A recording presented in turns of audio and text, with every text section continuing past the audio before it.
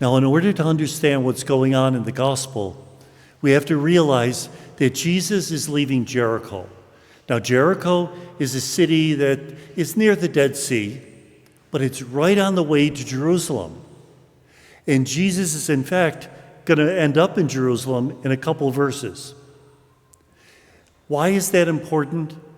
Did you hear what Bartimaeus said? Jesus, son of David, have mercy on me, have pity on me. Son of David. That's exactly what they cry out on Palm Sunday when Jesus enters Jerusalem. Who is the first person in this gospel who recognizes Jesus as the Son of David, as the Messiah? A blind man. He can't see with his eyes. He saw with his heart. And so that's a lesson in faith. It's not all intellectual. It's not all perceiving with our senses. Sometimes it's a question of heart. You know I'm a Franciscan. We all are. We meet God in our heart, that we trust. We do the best we can. We're grateful for the way that God forgives us. We slowly fall in love with God. Now, the other thing to notice, he's yelling and making a racket at the corner of the crowd. So what do they want to do with him? They want him to quiet down because he's messing things up.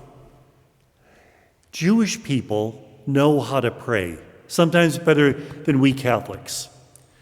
They use a technique that's called chutzpah.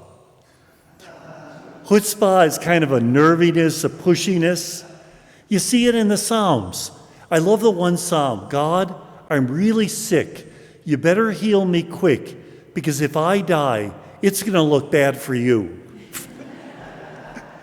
Isn't that exactly what Moses said when he was bringing the people out of slavery and they rebelled against God and God was going to destroy them?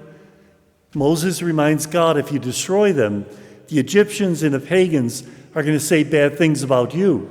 They're going to say you brought him to the desert to kill him. It reminds me of a cute story. A Jewish mother is on the beach with her son, and a huge wave comes and pulls the son out. So she looks at the sky and says, God, God, he's my only son. Please bring him back to me. And the next wave comes and deposits the son right at her feet. She looks at the son, looks up and said, he had a hat on.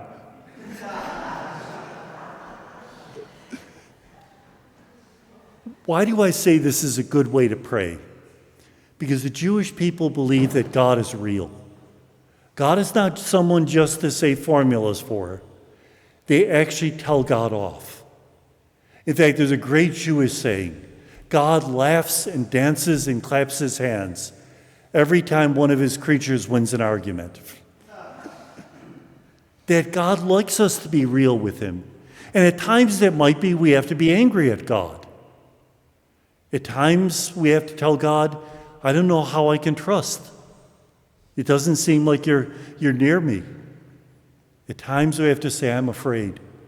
I don't know how I'm going to make it. Other times I'm so weak. If you don't help me, I'm not going to make it. Depends on the circumstances. But we have to make sure that what we say is really what we feel. And if we get angry at God and we tell God off, God's big, he can take it. It's not like he's going to send a lightning bolt to slap us down. I read a scholar who said being angry at God and expressing it means we still believe in God and we care enough to fight for that relationship. And so whatever emotion we have, we can pray with that emotion. We can make it into a way of forming a communion, a real communion though. Not just one in theory, but one that's being lived every day. Now obviously at the end of all the emotion and stuff, what do we have to say?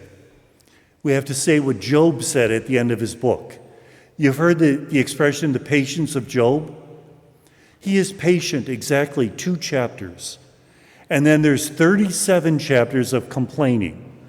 or to use the Yiddish word, kvetching. 37 chapters. And at the very end of the book, after God appears to him, what does Job say? Now I understand that I don't understand. I've got to trust. So yes, we have to go through our emotions. We have to express to God. And when it's all over, we say, in spite of all this, God, I know you're there. I know you care. Help me to trust.